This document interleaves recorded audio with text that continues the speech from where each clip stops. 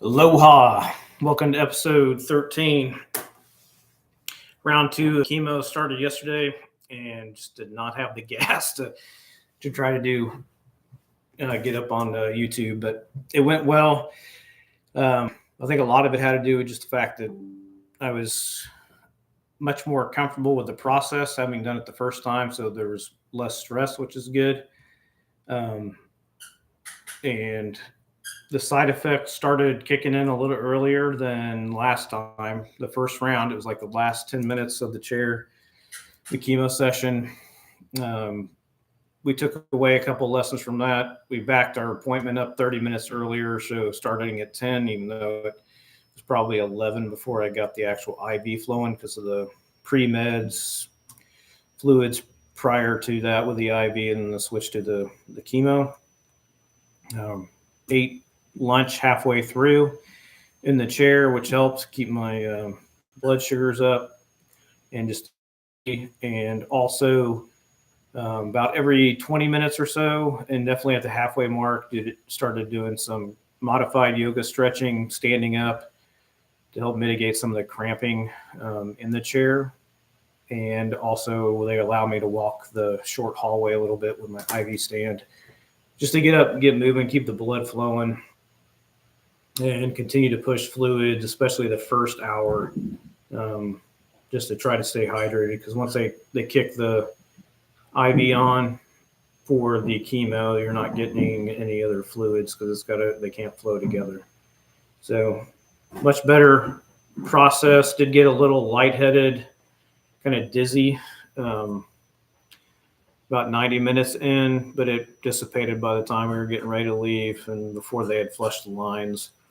Once the chemo was done, I was good to go. I think part of it was just the room was a little bit warm, and usually is, but definitely mitigated that better this time. They did reiterate, and I took the lessons to heart. I was confused with the urea cream. I thought it was dealing with side effects of the oxyplatin IV drugs, which in the first round dissipated after about 4 to 5. Well, give it a week, about 7 days.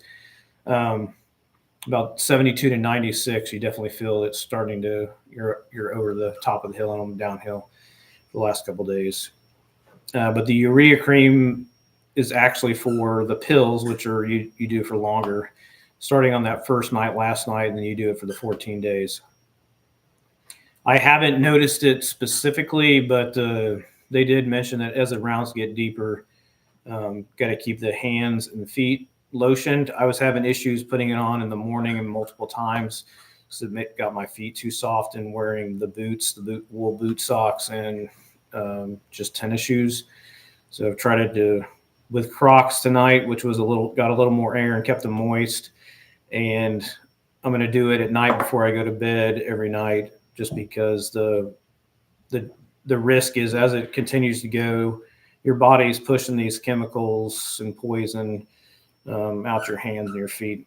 So that can lead to the redness initially, which is basically the first signs of a chemical burn, because it's pushing the stuff, and then it can turn to dry skin, blisters, etc. So I definitely don't want it to get to that level where I'm going to have difficulty walking, and using my hands obviously would be horrible. But it's a risk you take. So continuing to do the lotion all the time. I stopped the urea after I stopped using the arthritis cream, which is about halfway through, because the neuropathy had dissipated. So now that I have my facts straight, I will definitely continue to use that regardless, and to include the week off, which means I'll just have to get a refill on that, which isn't that big a deal. We're going to try it once a day, and then if I actually start to notice that I'm getting the redness in the hands and the feet, can step it up for sure. And obviously that would be a priority over keeping my feet calloused and able to work out, because I can switch to swimming, biking, rowing for cardio, and just manage my run when I can. So started using that again today, and then I'll have to figure out a better way, potentially, specifically when I'm wearing my boots, to mitigate that. The cramping seemed better in the hospital during the IV treatment, but man, As soon as I started walking out, they started cramping up pretty bad. Been doing a lot of stretching, a lot of mobility drills. This morning, I made a shift in my workouts to the afternoon to give myself more time with Amber and the girls in the morning before they leave for the day. But my deliberate wake up process is taking longer because I have to do some deliberate stretching, get my calves loose. My hands are still cramping, the neuropathy's back in the hands and the jaw. Anything cold, still sensitive for a little more sensitive than last time, but negligible. And my feet, a little more neuropathy through the whole bottom of my foot, but you can mitigate it with the cream for sure. And just the calf cramping. I may have to use calf sleeves or Amber recommended like Ted hose. It gets too bad, but I got calf sleeves for running, so I can do that. And as long as I'm continuing to walk like every hour, it helps keep the calves loose. Stretching in the morning and at night. And for the first time this morning, I was able to actually take an Epsom salt bath. It was kind of just didn't have the opportunity since the initial surgery 7 weeks ago, because you're dealing with the surgical scars, the glue, can't get those soaked. And then I had about a week in between when that had healed and then the next surgery for the port placement. So I just didn't take the time to do it. This time I did it this morning for about 15 minutes. It helped me loosen up my legs quite a bit. Felt great. Relaxed my back as well. Got the massage, getting the massage chair for 15 minutes, kneed out my back, and then foam rollers, lacrosse balls, and stretching before I worked out this afternoon, and then while we were watching the girls' volleyball game. So it's just a constant battle against cramps, and the better you can stay in motion to keep yourself loose. The neuropathy, at least now, is not mitigating my movement. It actually feels better when I'm up and moving as opposed to like elevating my feet or trying to do anything like that. And then the workout today, it's my first time. They cleared me to do weights because this is week 7 since the right colectomy post-op and 4 weeks from the post-op for the port placement. So I'm getting into that window where the 8-week window for the colectomy, I should be relatively solid as far as healing internally.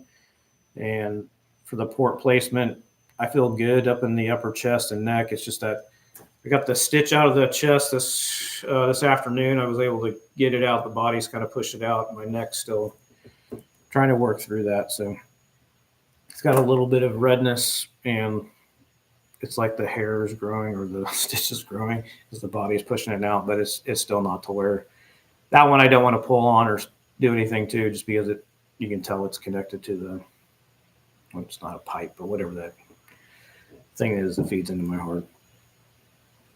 But I was happy with my workout, tailored it to be, lower weight than usual. Obviously, I'm not doing back to normal reps or sets, but I was able to get 4 sets of 10 for pull-ups, switching the grips, got several other back and bicep workout or exercises in with curls and rows, bent over rows, and hammer curls at definitely a reduced rate, but 3 sets of 15, which I was happy with. And just did about 9 minutes of abs just to kind of feel, trying to hit all the points of where all my incision points are in my stomach and my lower abdominals, just to test if there was any pressure or pain there. It was minimal to none, and I was able to get through it and to include a plank for a minute just to kind of feel it. I'm obviously weaker, but it was pain-free, which is great. So I feel like I can continue to realistically set goals and start inching my way forward in that. And then Bubba and I went for a short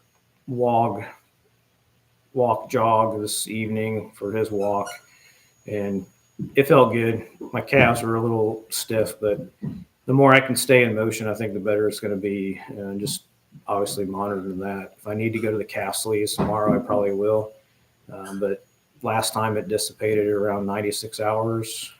So we'll play it by ear and continue to adjust workouts. It's just sometimes it's just the little wins to be able to get under weight again for the first time in almost 8 weeks, and at least be able to do the motions pain-free, even though it's lightweight. I can work my way back up to it and continue to introduce other alternate cardio, especially around oxyplatin time, knowing that the running and impact on the calves with as much cramping as I'm having may be best suited for the bike, rowing, and swimming, which I've got rowing back in the rotation. I haven't made it up to the pool yet, just my own fighting through the fatigue and trying to work my schedule. But I'm going to try to do that tomorrow because it's open from noon to 5, and that'll be my cardio for tomorrow. And we'll continue to get it stretched out.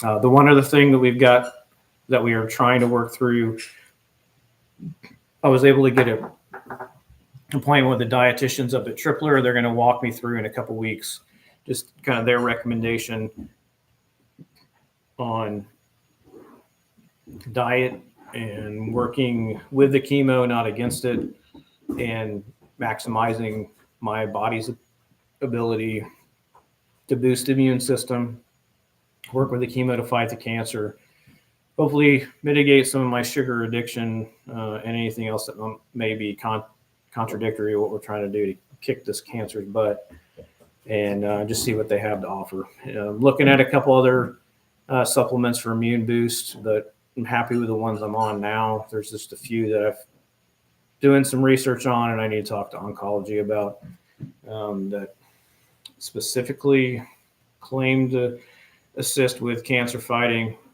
By the way, it boosts the immune system. Obviously, it's anecdotal, not FDA necessarily. You can use it, but I mean, there's no science verifying that stuff. But I'm open to trying some new things, and we're working to get to. I should have a chiropractor appointment in the next couple of weeks. I'm going to try to help them get me to reset my spine and my back. Now that I've recovered enough from the surgery where I can actually lay on my stomach to get adjusted, I definitely have felt some posture issues, not just a noticeable difference in how I'm measuring on my height, but kind of tightness in my shoulders and lower neck just from initially not being able to sit up straight. A lot of time laying down as when my body was recovering, and then I just need to get my back realigned and my hips to help prevent any injuries as I get back into working out. So that it will definitely be beneficial, and I can work it into my Schofield routine because they have a great chiropractic team up there. That's a big stuff that I'm monitoring through this second round is how the side effects are different. The nausea is about the same as last time. I had to kind of work through and slow my eating down still, and very tailored in timing, about 30 minutes before eating for the heartburn medication, the brat diet, having toast with my initial smoothie for protein, because I'm definitely nauseous to where I'm not very hungry, but at least the toast kind of settle my stomach to allow me to get the heartburn medication and the nausea medication, and then delayed 30 minutes to an hour before I took the pill chemo, just so I wouldn't vomit. And then by the time I had gotten to work this morning, I was ready to eat my breakfast, probably around 10:30, I think it was. It was kind of hard didn't have much of an appetite, so it took me a while, and the smell of it, honestly, was kind of turning my stomach just a little bit. So small bites, man, it probably took me half an hour. But drinking my soda water and vitamin C kind of helped mellow it out, and or the bubbly water, and then I was able to get that. And then my stomach settled down, and when it was time to eat my lunch, I wasn't nauseous, and it was actually tasted really good because it was. And then I was able to work about half a day first day back off of this chemo this time, which was nice to be able to get some stuff done, see some folks at work. And then I was pretty much tank on empty, came back, took a nap, and then was able to get a workout in. So all in all, I'm grateful for the fact that I'm able to do what I can so far and giving myself some grace and building it back. It's definitely going to be probably, I was telling somebody today, it feels like you're doing one step forward and 3 steps back, and you just don't know what to expect each round as it's going to get worse based on the feedback we're getting. And I just got to trust God, trust the doctors, and every day is a different day, and you got to be able to be flexible on what you can and can't do. But all in all, first 24 hours in from the oxyplatin, it's going to be rough for the next couple of days, and the side effects that specifically associated with that, and then hopefully it'll be on the downhill by Tuesday, Wednesday of next week, and then continue out the pills for the duration. And then we're set again. Every round ends with a oncology appointment, and then back to the labs for the blood work, and continue to monitor specifically the one that's climbing with my liver. Not in any danger area yet, but I know they'll keep a close eye on that just to see where it's at. If it only went up like 10 or 15 points in between these 2 rounds, hopefully it levels. But even then, I've got some space, and we may have to make a choice if it continues to climb somewhere in the later rounds on whatever that means. To be honest, I don't know. They said they got to keep an eye on it, but don't need to worry about that because we ain't there yet. All right. The other thing I wanted to, I actually heard this song on the way home from the volleyball game, and it's a great song and lyrics. I won't sing it, but I will read it to you. It's a song by Kane that just came out this year, actually. It's called I Made It, and it's talking about making it through a challenge. I'm obviously still working through it, but it's a good way to claim victory in what God is doing by seeing yourself, visualizing yourself on the other side of something very challenging, very painful, with lots of unknowns. And like I've said before, the comparison of kind of Shadrach, Meshach, and Abednego in the fiery furnace. The fourth man is who I'm leaning on, and I know God,